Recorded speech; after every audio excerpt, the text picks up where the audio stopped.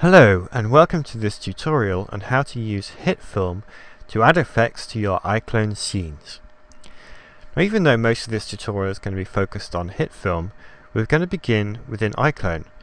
Now, this particular scene from fanfilm Star Wars Imperials, we've got this character here, Galactor, who's going to be using force lightning to attack this character here. Now, the reason we're starting within iClone is because even though iClone can't produce the lightning effect that I want for my film, it can do something that will enhance the effect and make it feel like it's actually happening on the scene rather than just being painted on top of it. So what I've done is added some lights, because I thought if there really was a blast of lightning travelling between these two characters, it's going to light up the scenery. So I placed 4 lights. So we'll start with this spotlight here, which is placed just in front of Galactor, and it's pointing this way towards the target character, and it lights up the scene. It casts some shadows. You can see some of this around. There's a little bit of light reflecting off this character here. Then I've created another spotlight, which is placed just next to the first one. It's pointing backwards towards Galactor. Now the reason for this is spotlights can only produce light up to 180 degrees. So to have a 360 degree source of light, you kind of need 2 of them. And the reason I'm using spotlights is they produce shadows, and I thought that would help sell the scene. So if you look very closely just behind Galactor, there's a shadow here cast by the light source. Now we've got a point light, which is placed up here. This is kind of in the middle of the scene. It just creates a kind of a blue glow over the entire area. And the 4th light is attached to the target character, and you can see it reflecting off the ground here. Now the reason it's attached is, as the lightning hits him, he's going to fly back, and I thought it would look much better if the light of that impact is going to travel with him, because I thought one of the effects I want to add will be a bright glow, just to show that he's been struck, and of course that bright glow would light up the surrounding scenery. Now it only took a couple of minutes to set these lights up. I kind of gave it a blue glow because the lightning is going to sort of generate a blue light, but I think it's going to sell the effect. It's going to make it feel like that's really happening in the scene. It's not just there. And I want the film to look as good as possible. I'm sure that you want your films to look as good as possible, so take a little bit extra time to think about the effects you want to add to your scenes, what kind of impact they're going to have, even if they're not going to light up like the surrounding areas like mine have. They might have other influences, and it's worth taking the time to think about that and thinking about how you can add some of those influences within iClone, because it makes the scene look better, and it can make the task of actually adding the effects much easier.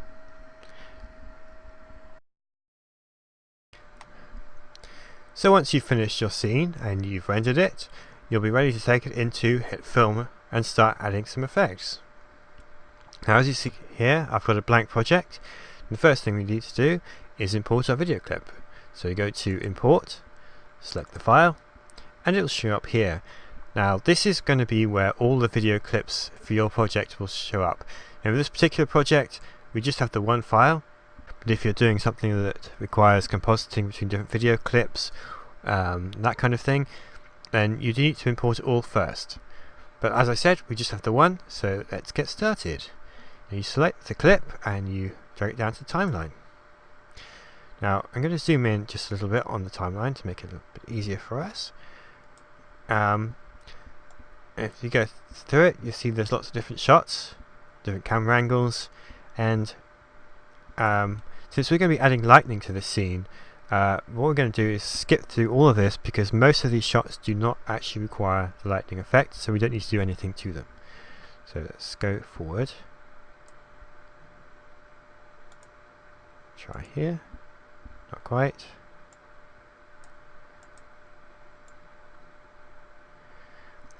Right, so here we have the scene requires the lightning. Now what we need to do is find the very first frame of this shot, which is about... that's it. All we have to do here is select the slice tool and then click here. Now what it does is it creates a little slice between the two video clips, and what we're going to do now is find the end of this particular shot.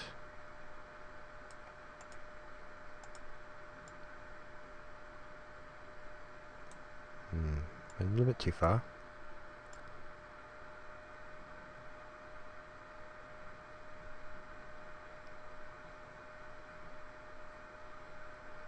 There we go. We create another slice here. This is breaking it up into different pieces, which makes it a lot easier to work on. I'm going to do a couple more. That's the next one.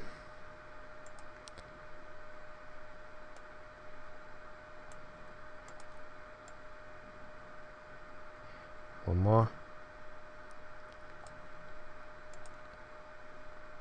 So that's 3 shots that require the lightning effect. Now for this next shot, I'm going to play through it slowly, and as you can see, his hands go off camera before the lightning returns, so we don't actually need to add an effect to this. What we've got here is the light shining off his face, which is one of the things we talked about before with the lighting effects in the scene. So we've got everything we need for this particular shot already done, so we can ignore it. And here's the next scene. Again, we don't need anything because all we have to see is the light reflecting off her face. That's all we need. So we go forward a bit more. And of course, this is one scene that does require lightning. So what we're going to do is create another break. We can skip over all these scenes we just had a look at, and then we continue on throughout the rest of the scene, breaking it up. Now I'm not going to do that now because I think I've shown everything we need to cover there. So we're going to go back to the first clip. So the next thing we need to do is select the clip on the timeline and then make composite shot. This is basically a mini project within the main project. This makes it a lot easier to edit the different shots, because it's only going to be focusing on this particular clip, and we don't have to worry about anything else. So I'm going to give it a sensible name. Lightning Part 1. This is so that when you're assembling the scene in your video editing software, it makes it a lot easier to keep track of, you know, which the order that this footage needs to be placed in. So click OK. So this is where we actually apply the effects to our scene. Now before we actually put the lightning on, I'm going to show you this very useful tool that will save you a huge amount of time. Now what I'm going to do is zoom in on this character and skip forward to where the lightning would begin, which is around about here. So the lightning is going to come out of the character's hands and fly over this way. But if you watch closely, the hands move slightly, and especially here when the camera pans, and the hands have moved a huge distance. So if you just applied the effect straight on top of this, the lightning would not follow the hands.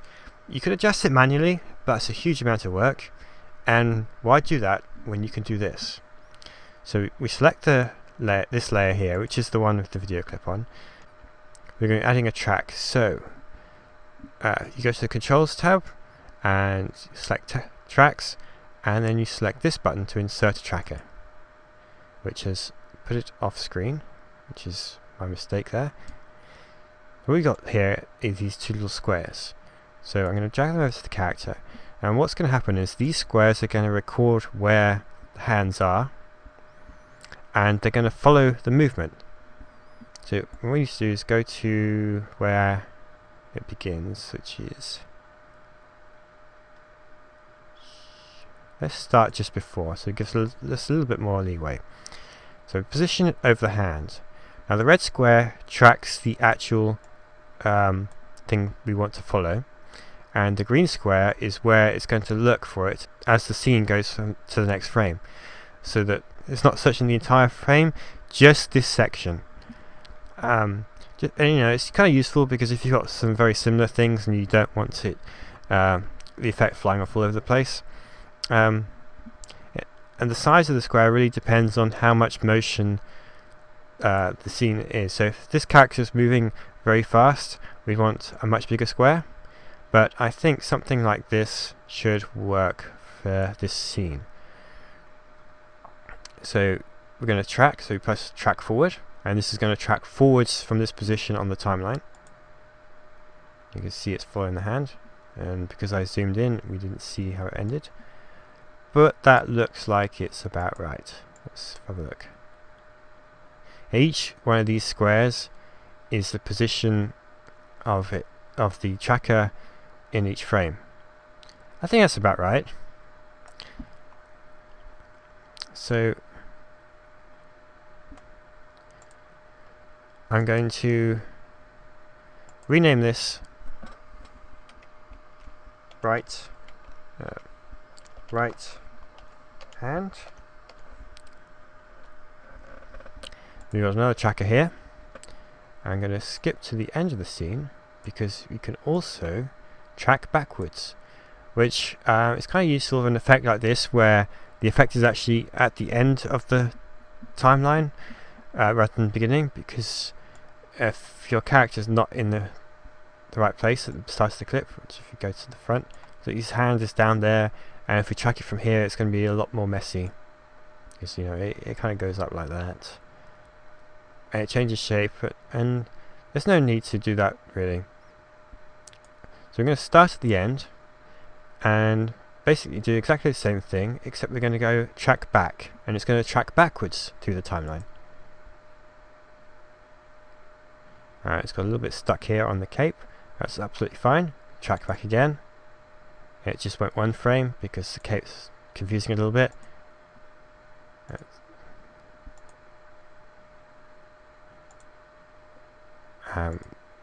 There we go. Now it's gone through the entire shot, and surprisingly it's not too far off the hand, but because the lightning doesn't begin until here where it's already in the right place, I'm not going to worry too much about fixing it. We're not quite done yet. This is his left hand, so we're going to rename that left hand.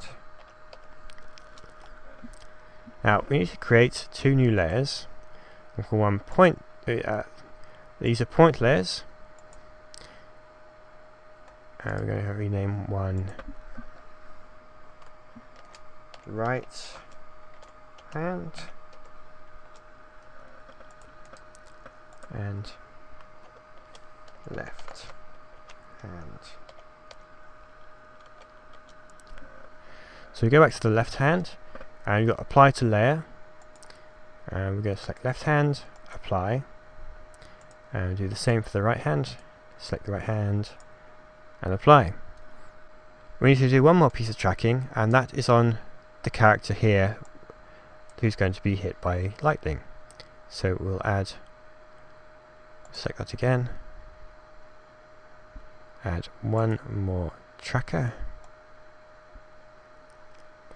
and we're going to select him, and because he's a bigger object we need to create a bigger square. Of course he moves a lot more as he gets hit by lightning, and he's going to fall back from the impact of the blast, but I think that should be about right. We're going to track forward. It's tracking. This is a case of tracking behaving strangely, so what we're going to do is drag that back over to him and track forward again, and let's fix that. It's kind of stopped there, but that's fine. We're going to just go through it frame by frame, and this message shows that you can't go any further because that's the end of the shot. But that follows the character rather well, I think. So we need to create a point for him. I'm going to call it target. I need to rename that target. It just makes it a lot easier to keep track of which tracker is which. You assign that to target, and there we go. So we've done the tracking for these three objects, and next up we'll be doing the lightning effect itself. Right, and now you've got your tracking complete, we can move on to adding the effect itself. To make things just a little bit easier, we're going to add a new layer. This time it's going to be plain. That's the default settings here are fine. As you can see, it's just a blank screen. So we go to Layer Properties and change the blend mode to Add, which I find for these kind of effects is the one that works best. That makes anything on the layer that's black transparent, and then other colors will blend in naturally. So we're going to skip forward in the timeline to where we want the effect to begin. That's about here. And then we add the effect itself. So it's in particles and simulation, and then lightning and electricity for the lightning effect. Now, as you can see, it's not in the right position. That's something I'm going to change very quickly. So you go to Controls, expand the lightning and electricity settings. We want start and end, and these are the start and end points of the lightning. So for the start point, we want right hand. I'm going to set this to 0, 0, so it's on the right hand tracking point. And for the end point, we want target, and once again 0, 0, so that it hits the target. Except of course, if you look very close, you can see that it's gone past the target a little bit, so we're going to reduce the growth to about there. This just changes where the end of the lightning is. So I think that looks about right. So let's have a quick look through this. There we go. It's not quite true to the forced lightning effect that we see in the film, but as you can see, it does follow the tracking points, and it follows the character as he falls back. So now we're going to adjust some of the lightning settings and getting it looking exactly where we want it to do. So let's go back just a little bit. That will do. Now what we're going to adjust here is the wave scale, and what that will do is make the lightning move in more of a straight line, so it's moving directly from this character to the target. If you watch the as it plays through, yeah, that's looking much better already, and we've only changed one thing so far. Now, I'm going to then go to branches. I'm going to turn all the branches off, because it's not really, again, it's not really true to the lightning effect we see in Star Wars, and that's what we really want to try and emulate here. So the next thing, as you can see from this is actually going to be the start point, but it looks, even though it's further away, it looks wider, which makes it look a little bit closer, and that's not quite right. So we can adjust the width. If we set to 0, then the lightning disappears entirely, but we want it to be very thin, so I think that should be about right. And we're going to let's make that a little bit wider, and then make that a little bit narrower, so it looks like it's coming towards the camera rather than moving away from the camera. So the next thing we're going to add, we've got one trunk. Lightning in this force lightning always has more, so we can, it's a little bit too many. 3 should be enough. Yes, that's looking very good. So if you go back here, you see the lightning is existing before it should, and that's the next thing I'm going to fix. It's very important to have your effect only visible when you need it to be there. So this is going to be where it's completely visible, the first frame where it should be, and we're going to then cover some keyframing, and this is how you can adjust the settings so that you can adjust the way the effect is visible over the course of your scene, and there are all kinds of settings, and all of these can be changed. So what we want to do is, because this is the first frame where the entire effect is visible, we're going to start here. So we want to set growth. This enables the keyframing, and we want this to be set here. And we can expand here to have a better look at the end. We're going to go back a few frames to there. This is where there should be no lightning visible, so if we set that to nothing and then slowly play through the scene, you can see the lightning streaking towards the target. Now, lightning is going to move very fast, so we want our effect to look like it's travelling quickly as well. And it also matches the lighting on the floor. So that is how we do keyframing for effects. And as you can see, if you go back, there's no lightning here. So you should remember that I put tracking for 2 hands, so what we're going to do is duplicate this lightning effect, and it will copy everything, including all the settings, so the keyframing will be identical. But what we're going to do is open up the duplicate lightning effect. We go to start, and we're going to change this to left hand, and now it's coming from the left hand tracking point. We're going to zoom in and have a closer look. Now, as you can see, the pattern of the lightning is identical, and we don't really want that because lightning is a bit more random looking than that. So there's the seed setting, and it goes all the way up to 10,000, which gives you a different look to the lightning, and it's worth playing through just to get the right look for the scene you want. I think that looks different enough from the previous set of lightning. So you play through it. Yes, I'm very happy with that. And that is basically the main effect.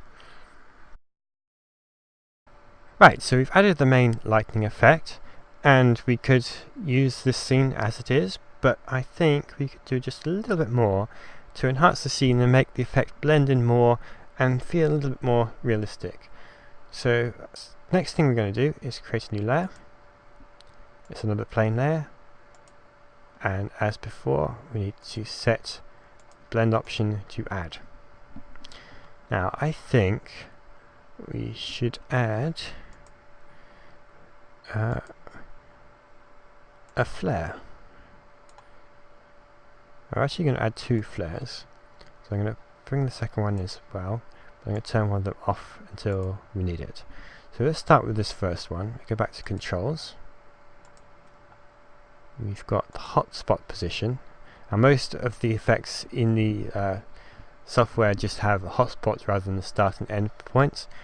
So use the layer, and I think we'll attach it to the left hand, set it to 0 and 0. Now this adds a really bright flare there. Doesn't look quite right just yet.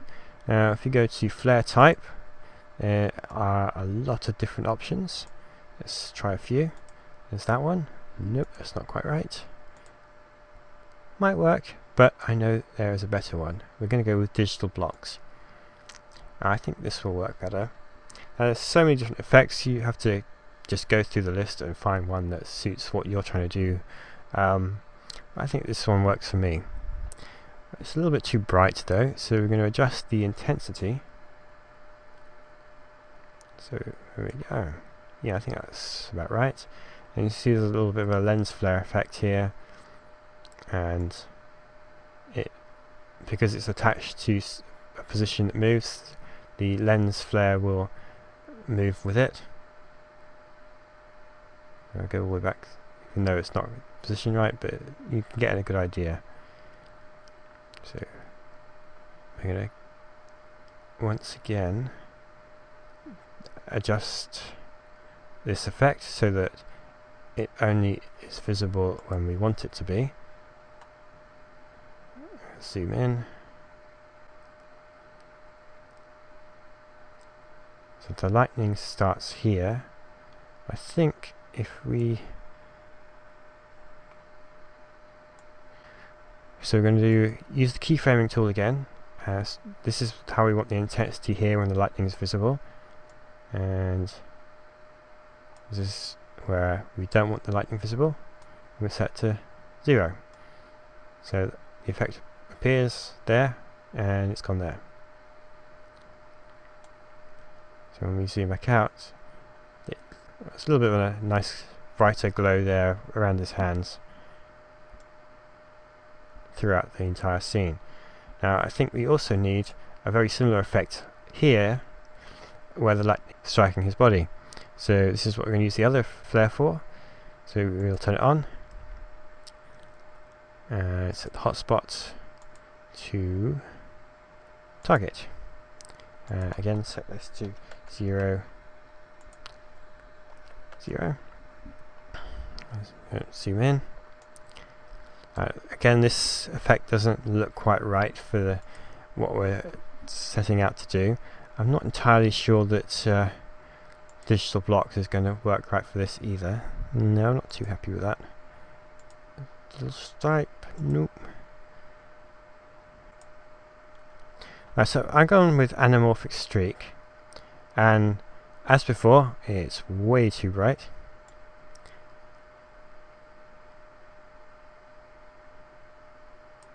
I think what we need to do is go back to here where he's first hit, and I think this gives us a better idea of where we want to have our effect. So I'm going to position it about here in between the two sets of lightning. Go to here. I'm going to put the intensity up so it's a little bit brighter. Turn the keyframing on. Go back to there where we don't want it visible. Turn it off. And as you can see, in this shot here, it's sort of halfway in between being off entirely and where it's really bright here. And we're going to leave that to be quite bright until about here, I think. And then we're going to adjust it to just lower it a little bit, and it will slowly get a little dimmer. And then we're going to go to the end of the scene and cut it down quite a bit. So let's have a look to see how that plays back. There we go. I think that works very well.